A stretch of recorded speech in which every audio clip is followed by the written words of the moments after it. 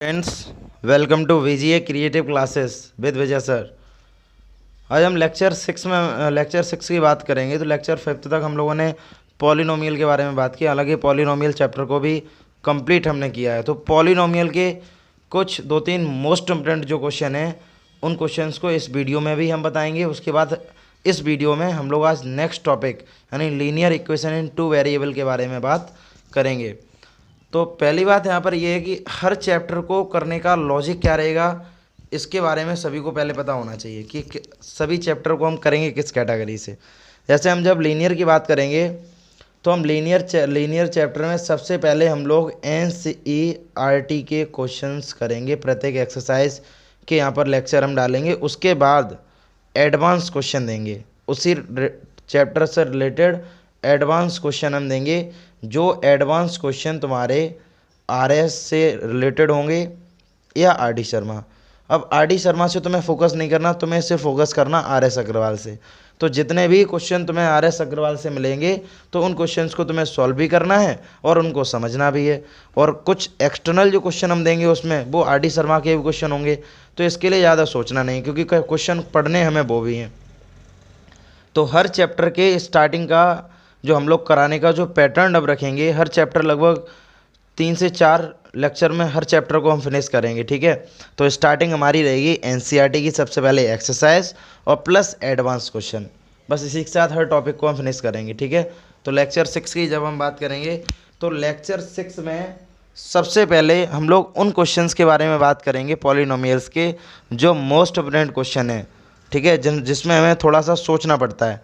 तो देखो, तो सोचने वाले जो क्वेश्चन हैं उनके बारे में जब हम बात करें तो पहला क्वेश्चन यहाँ पर दिया गया, if the zeros of the polynomial x³ - 3x² + x + 1 are a - b, a और a + b, फाइंड a and b। Cubic equation है तो इसके 3 रूट्स हमें यहाँ पर गिवन है और हमसे यहाँ पर क्वेश्चन में बोला गया है कि हमें a और b की वैल्यू को फाइंड आउट करना है। क्वेश्चन को सॉल्व करने से पहले सबसे पहले हम यहाँ पर लिखेंगे गिवन दैट। गिवन दैट में हमें यहाँ पर दिया गया है x³ - 3x² + x + 1। इसको बना लो इक्वेशन नंबर फर्स्ट। अब a - b, a और a + b, क्योंकि x की हाइएस्ट पावर 3 है तो x की 3 वैल्यू होंगी। ठीक है। a - b, a और a + b are the zeros of this equation. अगर ये इसके जीरोज हैं तो इसको हमने बना लिया अल्फ़ा, इसको हमने बना लिया बीटा और इसको हमने बना लिया गामा। अब हमें यहाँ से a और b की वैल्यू को फाइंड आउट करना है। ठीक है। अकॉर्डिंग टू द क्वेश्चन सबसे पहले हम यहाँ पर लिखेंगे sum of roots alpha + beta + gamma -b/a। Cubic equation का रिलेशन जो मैंने बताया था वो रिलेशन तैयार होना चाहिए। अगर रिलेशन और फॉर्मूले अगर तैयार नहीं है तो मैथ में एक्यूरेसी इंक्रीज नहीं कर सकते हम। अल्फ़ा हमें दिया गया है a - b और बीटा में दिया गया है a और गामा दिया गया है a + के v -b। तो v is the coefficient of x²। तो -b तो -3 है तो ये हो गया प्लस। अब देखो यहाँ से b से b को मैंने कैंसिल आउट कर दिया तो 3a = 3, 3 से 3 को कट कर दो तो फाइनली यहाँ पर आ गया a = 1। अब हम लास्ट रिलेशन यूज कर देंगे प्रोडक्ट ऑफ रूट्स माइनस के d/a। कभी भी अगर इस टाइप के क्वेश्चंस अगर आते हैं तो हम हमेशा 2 ही रिलेशन यूज करेंगे, पहला सम ऑफ रूट्स, लास्ट वाला प्रोडक्ट ऑफ रूट्स। हालांकि हम सम और प्रोडक्ट ऑफ रूट्स यानी अल्फ़ा बीटा, बीटा गामा और गामा अल्फ़ा ये भी रिलेशन यूज कर सकते हैं, इससे भी आंसर आएगा। बट थोड़ा सा कैलकुलेशन टफ है तो हम केवल वही मेथड यूज़ करेंगे जो ईजी होगा और तुरंत आसानी से सॉल्व भी होगा। ठीक है। अल्फ़ा हमें दिया गया a - b और बीटा हमें दिया गया a और गामा दिया गया a + b = -d। तो d तो हमारा कांस्टेंट यहाँ हो गया -1/1। अब a की वैल्यू हमने पहले से निकाल ली है 1, तो 1 - के v × 1 और 1 + के v = -1। तो इसका मतलब ये हो जाएगा एक ब्रैकेट में a - b और a + यानी a² - b², माइनस का 1, इधर ये प्लस का 1 है उधर जाकर हो जाएगा -1। तो हो गया -1 और -1। तो -b² = -2। इससे इसको कट कर दो तो v इक्वल आ जाएगा तुम्हारे पास ±√2। a और b की वैल्यू को हमने यहाँ से फाइंड आउट कर लिया। अच्छा, इसी तरह से मोस्ट इम्पोर्टेंट में सेकंड क्वेश्चन हमें यहाँ पर गिवन है, if two zeros of the polynomial x ई power 4 minus 6x³ minus 26x² plus के 138x minus 35 are 2 plus minus √3, find the other zeros. अब x की पावर 4 है तो जायज़ सी बात है, यहाँ पर x की 4 वैल्यू होंगी जिसमें 2 वैल्यूज़ हमें यहाँ पर गिवन है। रिमेनिंग 2 वैल्यूज़ को हमें यहाँ से फाइंड आउट करना है। अब जब रिमेनिंग 2 वैल्यूज़ को जब मैं यहाँ से फाइंड आउट करेंगे तो सबसे पहले हम गिवन दैट लिखेंगे कि हमें क्वेश्चन में क्या क्या दिया गया है। ठीक है, तो मैंने यहाँ पर गिवन दैट में लिखा कि मान लो पॉलिनोमियल हमें दिया गया है एक्स ई पावर 4 माइनस के 6x³ माइनस के 26x² प्लस के 138x और माइनस के 35, ये यहाँ पे पॉलिनोमियल हमें दिया गया। ठीक है, अब इसके फैक्टर भी गिवन है, तो अगर मुझे gx यानी डिवाइज़र निकालना है, फैक्टराइजेशन मेथड फैक्टर अगर इसके फाइंड आउट करने हैं तो x से ही हम कंपेयर करेंगे। तो एक बार x प्लस, दोनों ही बार यहाँ पर माइनस होगा क्योंकि प्लस माइनस अंदर है, तो 2 प्लस √3 और यहाँ हो जाएगा x माइनस 2 माइनस √3। तो जब हम इसको सॉल्व करेंगे तो ये हो जाएगा x माइनस के 2 माइनस √3, एक फैक्टर इसका ये बन गया। ठीक है, और दूसरा फैक्टर बन जाएगा x माइनस 2 और प्लस √3, माइनस का मल्टीप्लाई करने पर यानी a माइनस बी और a प्लस बी, तो ये बन जाएगा a² minus b², a² minus b², ये बन जाएगा डिवाइज़र इसका। तो ये हो जाएगा यहाँ से x² a², ठीक है, प्लस के v² प्लस के 2ab, तो 2 2 जा 4 और माइनस के √3 का स्क्वायर 3 हो गया। तो फाइनली मैं इसको लिख सकता हूँ यहाँ पर gx is equal to x² minus 4x plus के 1, ये बन गया हमारा डिवाइज़र। समझो पहले क्वेश्चन को, हमने क्या किया यहाँ पर, जब ये दोनों इसके फैक्टर हैं 2 प्लस माइनस √3, तो एक बार 2 प्लस √3 ले लिया, एक बार 2 माइनस √3 ले लिया।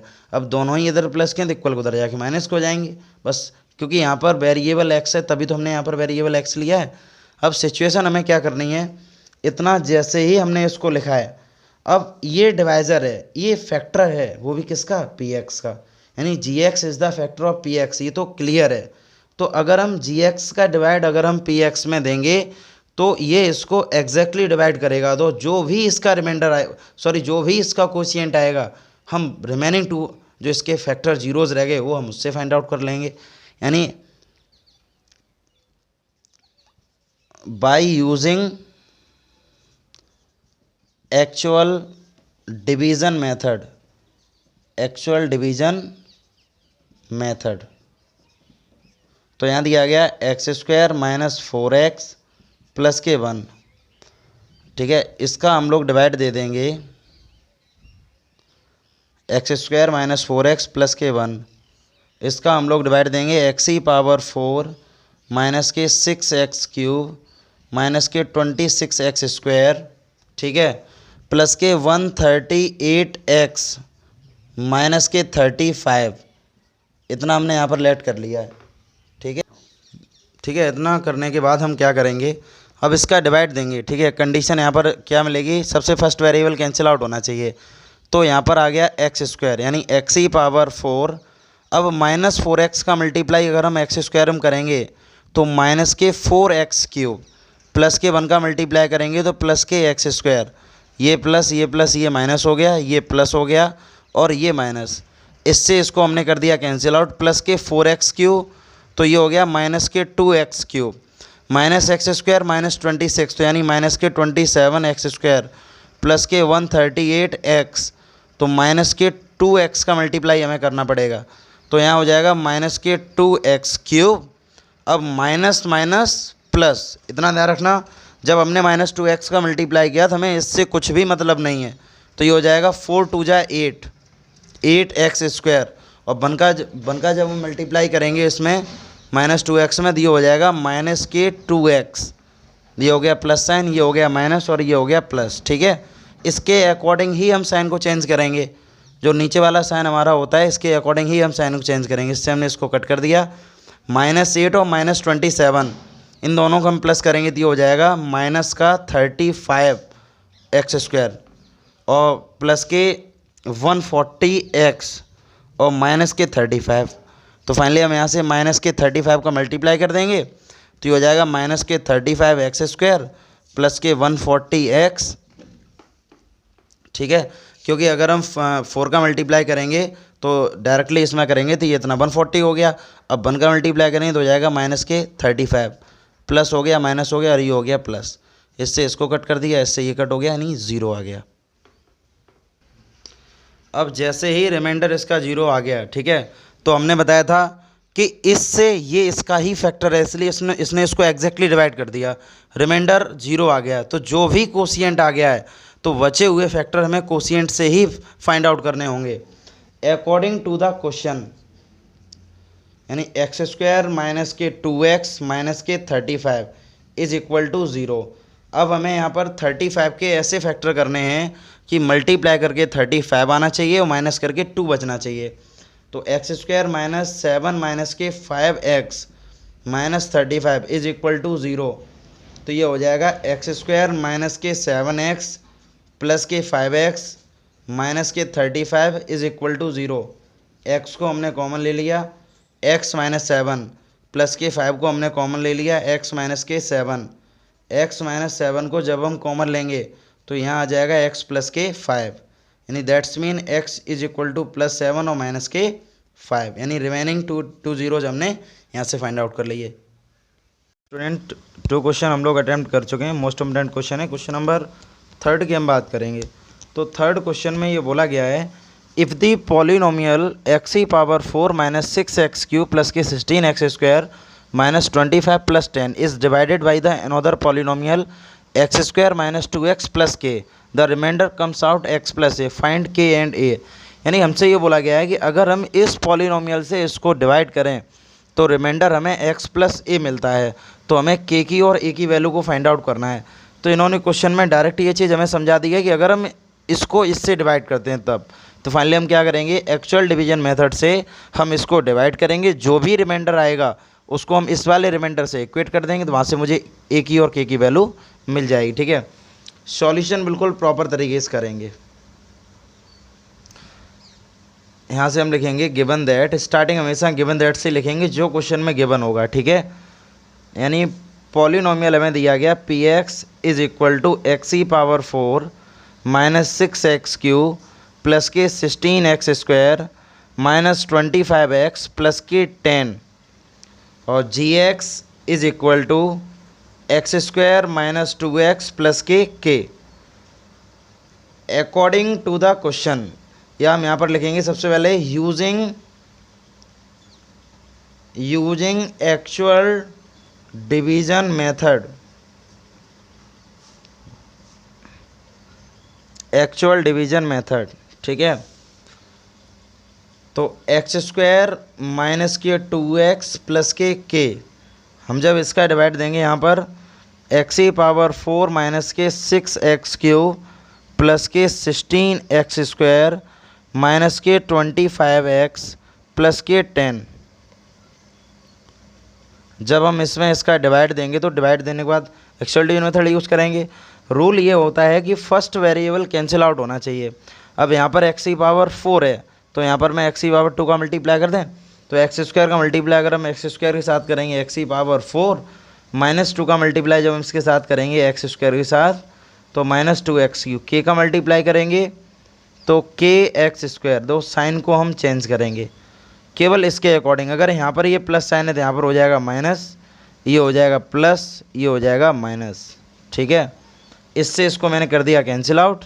माइनस 6x³ प्लस के 2x³ तो माइनस के 4x³ प्लस के 16 माइनस के k, मैं इसको लिख सकते हैं 16 माइनस के kx² माइनस के 25 को x को मैंने एज इट इज़ लिख दिया। अब हमारा रूल रहेगा हमें इसको कैंसिल आउट करना है, तो हम क्या करेंगे, यहाँ से -4x का मल्टीप्लाई करेंगे तो ये हो जाएगा माइनस के 4x³ प्लस अब जब माइनस का मल्टीप्लाई जब हम माइनस के साथ करेंगे साइन यहाँ पर प्लस का आ जाएगा, और 4 2 जा 8, 8x²। अब जब k का मल्टीप्लाई करेंगे तो माइनस के 4kx, तो ये माइनस है तो ये हो गया प्लस, ये प्लस है तो इसको हम लिख देंगे माइनस, तो ये माइनस है तो ये हो गया प्लस। ठीक है, इससे इसको मैंने करा दिया, कैंसिल आउट हो गया। जब हम इसको लिखेंगे तो ये हो जाएगा 8 माइनस के k x², और 25, और इसको हम लिख सकते हैं, अगर हम x को यहाँ से कॉमन ले लें तो ये हो जाएगा 4k माइनस के 25x प्लस के 10 को हमने एज इट इज़ लिख दिया यहाँ पर। ठीक है, अब वही लॉजिक रहेगा, फर्स्ट टर्म यहाँ का कैंसिल आउट होना चाहिए, तो हम यहाँ से क्या करेंगे 8 माइनस के का हम यहाँ पर मल्टीप्लाई करेंगे, तो फाइनली ये हो जाए, ये प्लस का है यहाँ पर, तो यहाँ पर बचेगा 8 माइनस के का x² प्लस, जब हम माइनस साइन का मल्टीप्लाई प्लस के साथ करेंगे तो यहाँ पर साइन क्या आ जाएगा माइनस। अब 2 का मल्टीप्लाई जैसे ही मैंने अंदर किया तो 16 माइनस के 2kx। ठीक है, अब जब k का मल्टीप्लाई करेंगे तो ये हो जाएगा प्लस का 8k माइनस के k²। साइन को रिवर्स करो, ये प्लस है तो ये हो गया माइनस, ये हो गया प्लस, और ये हो गया माइनस, ये कैंसिल आउट हो गया। अब प्लस के 4k, अब जब ये है माइनस का 2k तो यहाँ बचेगा 2k माइनस के 25 प्लस के 16। अब देखो 16 यहाँ पर है तो यहाँ पर बचेगा माइनस का 9x। सॉल्व किया इसको मैंने। अब जब माइनस का अंदर मल्टीप्लाई करेंगे तो ये हो जाएगा प्लस के k² माइनस के 8k, और प्लस का हो गया यहाँ पर 10, ये स्क्वायर है। ठीक है, अच्छा, तो जैसे ही हमने इसको इतना सॉल्व किया, ठीक है, अब यहाँ पर ये आ गया x, और यहाँ पर ये चल रहा था x²। अब तो हम इसमें डिवाइड दे नहीं सकते हैं, तो अब हम क्या करेंगे, अब ये इसका रिमाइंडर हो गया। अब क्वेश्चन में इन्होंने पहले से ही बोल दिया था रिमाइंडर x प्लस a आना चाहिए, यानी उससे हम इक्वेट करेंगे अकॉर्डिंग टू द क्वेश्चन, यानी 2k माइनस के 9x प्लस k² माइनस के 8k प्लस के 10, इसको हमें इक्वेट करना है x प्लस a के साथ। इक्वेट देयर कोफिशिएंट, इनके कोफिशिएंट से हम लोग इक्वेट करते हैं, वेरिएबल से हमें कोई मतलब ही नहीं है। कोफिशिएंट से जैसे ही हम इनको इक्वेट करेंगे तो 2k minus 9 is equals to 1, और ये हो जाएगा k² माइनस के 8k प्लस के 10 इज इक्वल्स टू a। तो यहाँ से हम k की वैल्यू फाइंड आउट करेंगे 10/2 यानी 5, तो k इक्वल हमारे पास आ गया 5, और जो k की वैल्यू निकली है उसको हम इसमें पुट करेंगे, तो 5 का स्क्वायर माइनस के 8 मल्टीप्लाई 5 प्लस के 10 इज इक्वल टू a, तो a इक्वल टू 25 प्लस के 10 माइनस के 40, तो a इक्वल हो जाएगा 35 माइनस के 40, देन a इक्वल माइनस के 5। और हमसे बोला गया था हमें k की और a की ही वैल्यू फाइंड आउट करनी है। ठीक है स्टूडेंट, इसी के साथ हमारा चैप्टर 2 था वो फिनिश हो गया। ठीक है, इसी के साथ हम लोग बात करेंगे chapter 3 linear equation in 2 variables. Class 10 का नया टॉपिक है लीनियर इक्वेशन इन 2 वेरिएबल्स। पहले हम इसके बारे में समझते हैं क्या इस चैप्टर है, ये क्या चैप्टर का मीनिंग क्या है। तो लीनियर इक्वेशन, तो सबसे पहला वर्ड यहाँ पर हुआ है लीनियर इक्वेशन। तो लीनियर इक्वेशन को हम लोग बोलते हैं equation of line, equation of straight line. अब जब मैंने यहाँ पर स्ट्रेट लाइन वर्ड यूज़ किया है तो स्ट्रेट लाइन का मतलब यहाँ पर ये है कि यहाँ पर जितनी भी इक्वेशंस आएंगी लीनियर की, उनके सभी के ग्राफ, अगर हम यहाँ पर ग्राफ ड्रॉ करेंगे तो ग्राफ सभी कैसे होंगे, एक स्ट्रेट लाइन होगी। ठीक है, तो हमें यहाँ से समझ में आया लीनियर इक्वेशन का मीनिंग होता है इक्वेशन ऑफ स्ट्रेट लाइन। अब जब स्ट्रेट लाइन वर्ड मैंने यूज़ किया है तो जितनी भी इक्वेशंस ये होंगी जिनका ग्राफ क्या होगा, एक स्ट्रेट लाइन होगा। ठीक है, अब अभी हमने केवल मीनिंग समझाया कि लीनियर इक्वेशन क्या होता है। ठीक है, अब हम बात करेंगे इन 2 वेरिएबल्स, इन 2 वेरिएबल्स। तो वेरिएबल्स की अगर हम बात करें तो एल्जेब्रिक वेरिएबल्स हमारे पास ज़्यादातर केवल जो एल्जेब्रिक वेरिएबल, एल्जेब्रिक जो डिजिट होती है हमारे पास वो x, y, z होती हैं। अदरवाइज़ क्वेश्चन में a, b, c, d ये भी हम लेट कर लेते हैं, लेकिन एक्चुअल में जो एल्जेब्रिक वैल्यूज जो हमारे पास होती हैं वो केवल क्या होती हैं x, y, जेड, और यही हमारे पास 3 डिफरेंट वेरिएबल हैं, इनको ही हम लोग क्या बोलते हैं, वेरिएबल बोलते हैं। तो लीनियर इक्वेशन इन 2 वेरिएबल, तो 2 वेरिएबल से पहले हमारे पास आती है 1 वेरिएबल। तो 1 वेरिएबल की लीनियर इक्वेशन हमारे पास क्या होती है, ax plus b is equal to 0। सबसे पहले हम कैसे फाइंड आउट करेंगे, कैसे हम पहचानेंगे कि ये हमारी लीनियर इक्वेशन है, क्योंकि ये भी हमें जज करना है कि लीनियर इक्वेशन क्या होती है। तो हमें सिर्फ ये देखना है कि वेरिएबल की पावर 1 होनी चाहिए। अगर वेरिएबल की हाईएस्ट पावर अगर 1 है तो वो इक्वेशन हमारी लीनियर इक्वेशन होगी, ठीक है।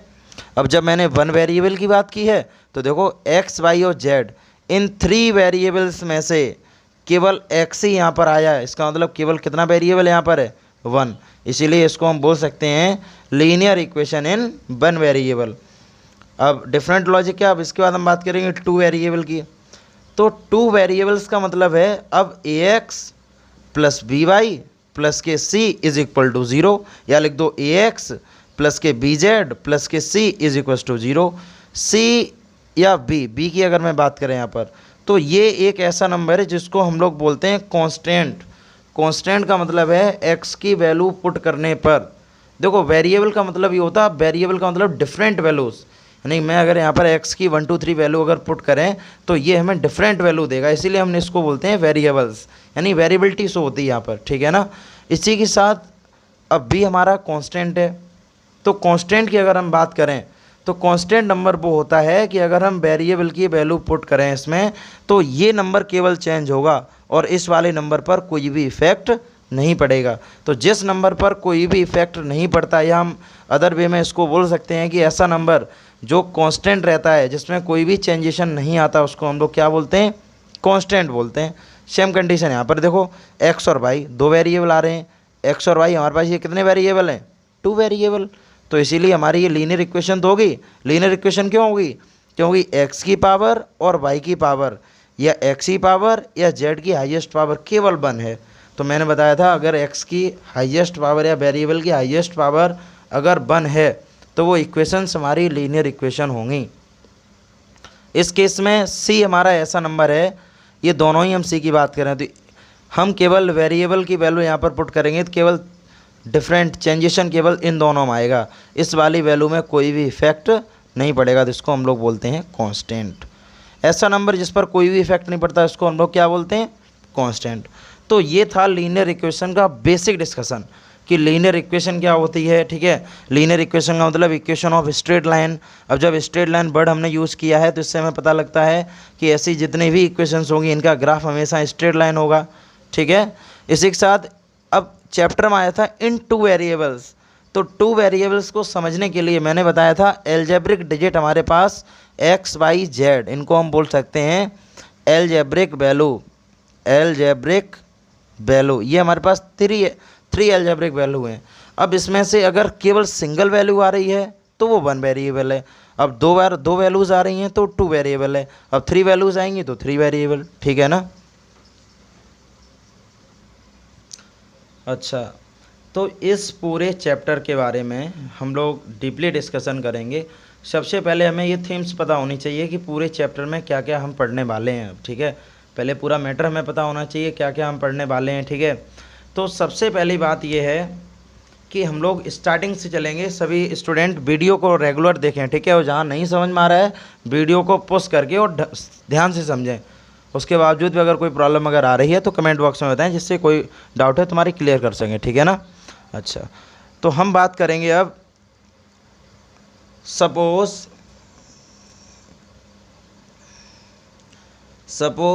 2 इक्वेशंस ऑफ लाइन। मैंने 2 इक्वेशन लाइन की लिखी, ठीक है, लाइंस की 2 इक्वेशन लिख दी। a1, ठीक है, a1x प्लस b1y प्लस के c1 is equals to 0, a2x plus के v2y प्लस के c2 equal to 0, equation number 2। मैंने कोई सी भी 2 इक्वेशन लाइन की मान ली अपनी तरफ से, ठीक है। 2 केस यहाँ से हम जनरेट करेंगे, इन केस को समझना मोस्ट इम्पोर्टेंट है। 2 इक्वेशन हमने यहाँ पर लाइन की बनाई है। अब देखो यहाँ से, देन इनके हम कोफिशिएंट के रिलेशन के बारे में बात करेंगे, यानी हम यहाँ पर लिख भी सकते हैं रिलेशन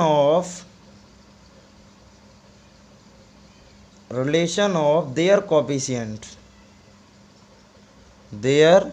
कोफिशिएंट, यानी फर्स्ट रिलेशन है हमारे पास केस फर्स्ट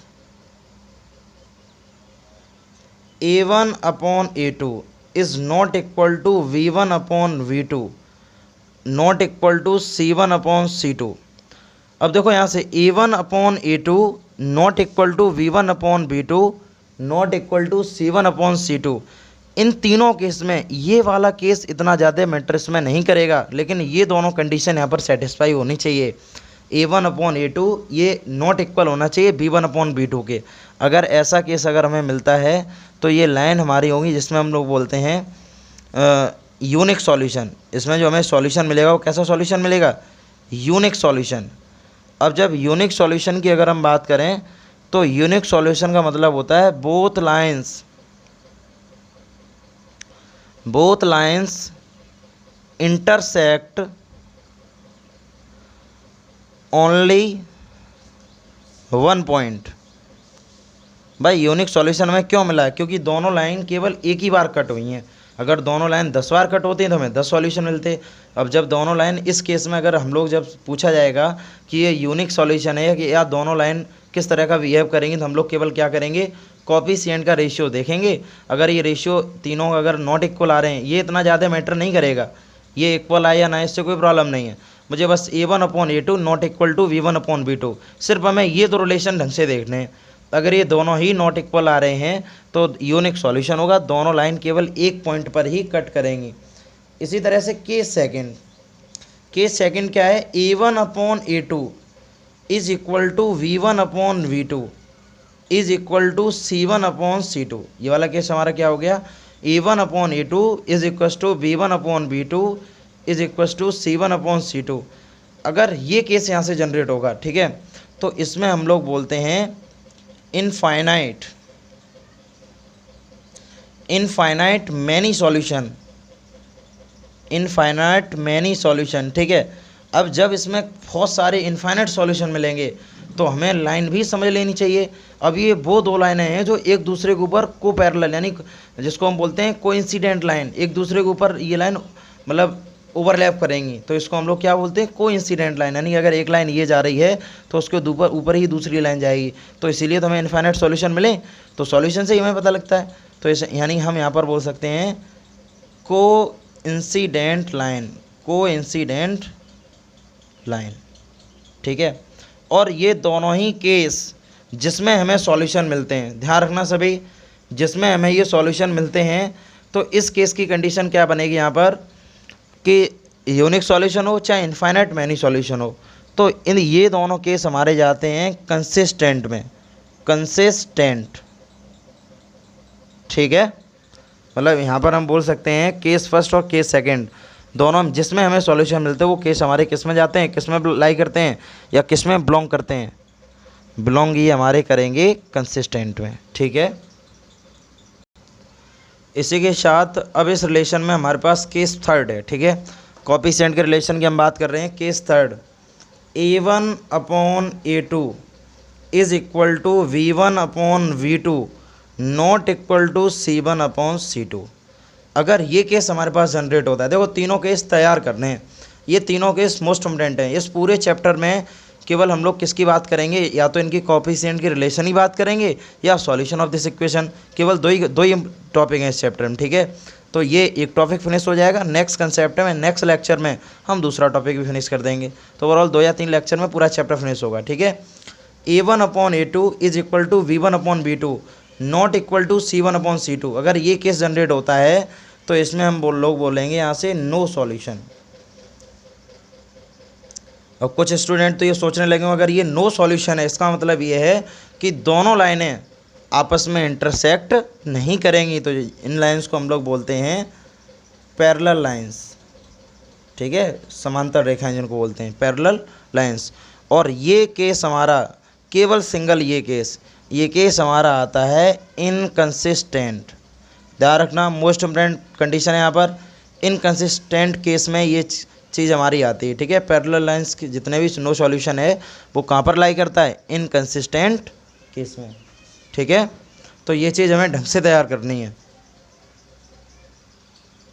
अच्छा, इसी तरह से कुछ इसके बेसिक एग्जाम्पल हैं जिन्हें हम अभी सॉल्व करेंगे, ठीक है। लेक्चर 6 में केवल आज यहाँ तक ही हम कराएंगे। इसके बाद आप लोगों का वर्क है सभी का एनसीईआरटी से फर्स्ट एक्सरसाइज और सेकंड एक्सरसाइज बिल्कुल ऐसे ही होने, इजी कंसेप्ट है। जब लेक्चर 7 हम कराएंगे तो उसमें कुछ क्वेश्चन एनसीईआरटी के सॉल्व भी कराएंगे और आगे हम उसके जो कॉन्सेप्ट रहेंगे सॉल्यूशन उनके बारे में ही बात करेंगे, ठीक है। तो इसमें ये बोला गया है लेक्चर 6 में क्वेश्चन फर्स्ट दिया गया, find the nature of lines. हमें लाइन्स का नेचर फाइंड आउट करना है। जैसे पहला क्वेश्चन यहाँ दिया गया, अब जब तुम नेचर फाइंड आउट करोगे, ठीक है, सॉल्यूशन जब हम इसका करेंगे तो देखो यहाँ से रिलेशन था A1 अपॉन A2, तो A1 2 दिया गया है और A2 दिया गया 3, ये 2 और ये 3।